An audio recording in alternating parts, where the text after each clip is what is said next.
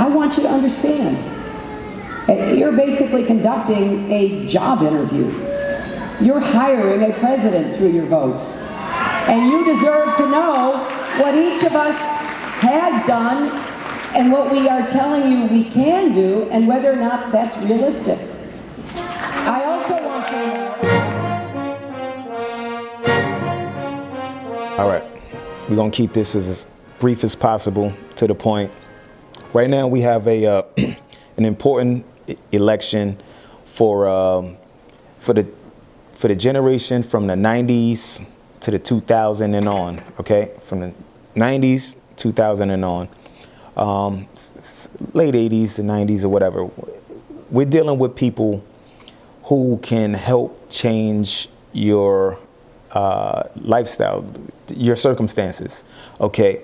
I'm not too big on the presidential decision making, because you understand that's the electorals do that. You had plenty proof when it came to the Bush election. You had plenty proof when the popular vote was against Bush, but the electoral vote was for Bush, so Bush won. So we're gonna just keep that in mind. Okay, now fast forward, you got these people who are running right now for president of from 2016 on, okay? So you got this 2016 decision. Now you're dealing with people who are gonna be the president of the United States, and if you understand that responsibility, when black people get that chance to talk to them, when these black journalists get a chance to speak to these people who have to deal with international situations on a constant basis, and you go to them and you play games with them, right? How can they take you serious, you know, when you have a real issue? When the black journalists don't have any integrity, and it's not like there's not other people to go to, but if that's who they're going to, and they're not, you know, everybody's adults, everybody should be responsible for what they're saying. The point being, when Hillary just recently went up to the Breakfast Club in Hot 9 on Power 105 up in New York City, right? When she comes to the Breakfast Club, and you got to realize New York City has been hard on her. The people has been hard, you know, everybody are tough critics.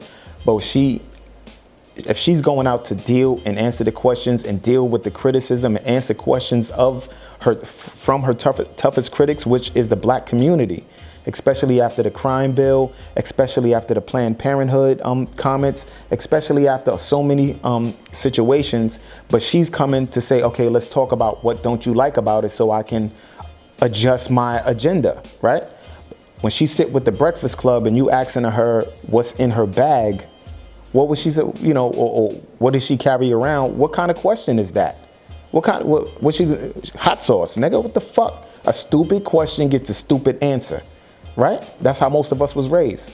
Ask a stupid question, you're asking for a stupid answer, right? Why are you asking about UFOs? What are you worried about UFOs for here? You understand what I'm saying? You got real shit going on. The young man just got shot, the police and this and that, and you asking about UFOs? Boko Haram, what do you know about Boko Haram? Boko Haram? Boko Haram is plaguing the black community here? That's what you're gonna ask this woman? You're asking her about your marriage? About your marriage? Advice on? Pandering. Pandering. When you asked her something real, when finally you get to the point of asking Hillary Clinton something real, she answered and gave a real response. But that's where it stopped, and that's where the games began. Why are you asking her to hit the nay-nay, and you're asking her to, could she do the runoff on the plug and do the runoff on the plug? We're adults here. My children didn't find it funny.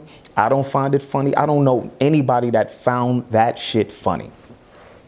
So who are you playing for? Like, what audience do you have? If people younger than me don't think it's funny, the people older than me don't think it's funny, and I don't think it's funny. What audience is the Power 105? They must think you gotta be the dumbest motherfuckers ever. If 3 adults can't come together as a collective, even if it's last minute, with all the issues plaguing the community since forever, they just came out with the documents from the Nixon administration, when they say the war on crime was a war on blacks, and then you got COINTEL, you got so many things that add up into this one thing, and you got a chance to tell somebody to talk to a possible next president, and you can bring this up as an issue, as a real issue. You can continue to you could bring up the Planned Parenthood. You could bring up the fact that you don't think it's right them selling the baby body parts. You know, that's a crime. They should be punished. You can bring up reparations. You can bring things like that up, right? When you sitting there and you listening to to Bernie Sanders, and you listening to him, and when they presenting to you like, hey, listen, you know, I don't agree with reparations, but what I'll do is, I know your conditions. They're telling you what your conditions are. They're not giving you solutions to your conditions, right? And if you listen, you'll hear him say, what I can do is I'll help the infrastructure in the poor neighborhoods. Which one of you black people, which one of you own infrastructure? Which one of you? Not many, if any. You understand what I'm saying? So he'll fund the infrastructure, but he's not funding you. Meaning the people that own the buildings, own the businesses, that own the corporations, the banks, and so forth, whoever been oppressing you for so long because your neighborhood look bad now, so they're going to fund it so they can charge you more rent because they're going to get more money, and you understand that's just greed. So they're going to fund them and strengthen them, but there's nothing exactly for you. So I'm just specifically focusing this part for the black community specifically, because everybody's, you know, with this whole activism thing and with so many different things going on, it's great that a lot of people are jumping in and having realistic conversations, but we got to be realistic. It's time to grow up.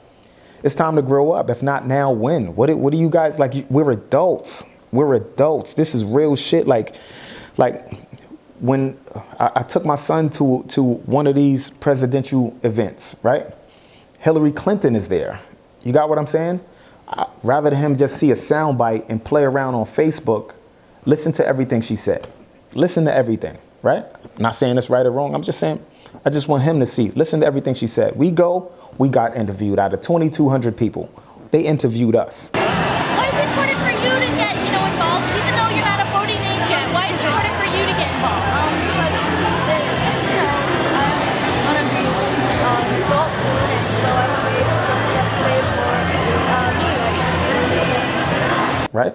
They're asking my son serious questions. He's answering serious questions. You telling me 3 adults sitting across from the next possible president of the United States can't come up with serious questions and deal with serious answers? Come on, man.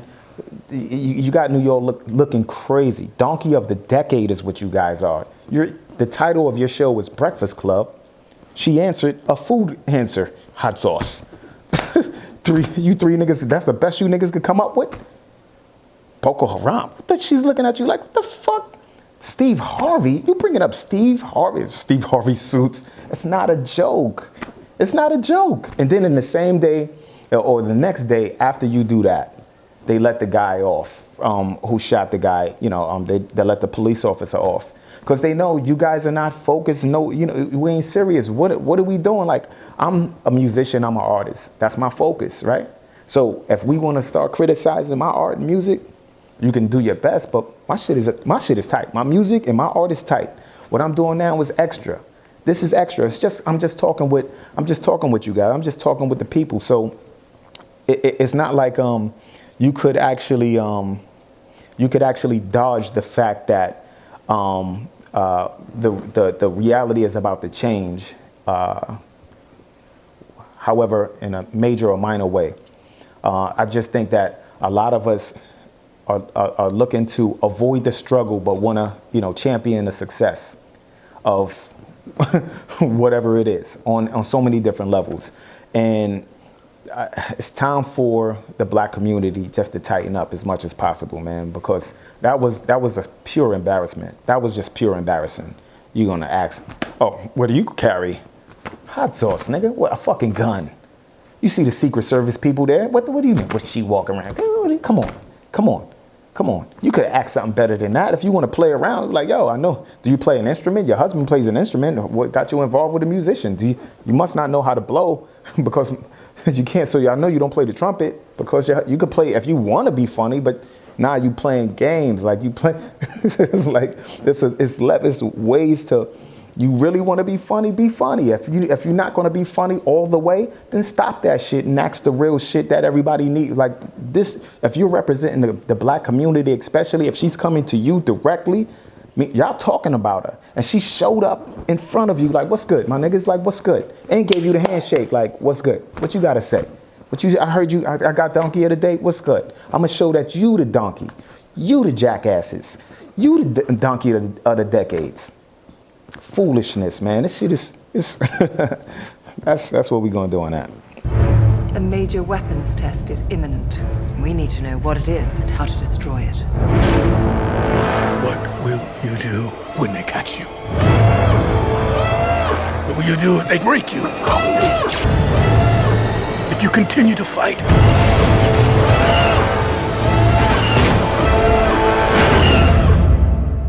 What will you become? You know, Michael was killed at 2 o'clock in the morning from a laser. And then 4 days later, they go into the house and find this bloody shirt of Michael's. And then understand it's like $450,000 worth of jewelry and cash missing.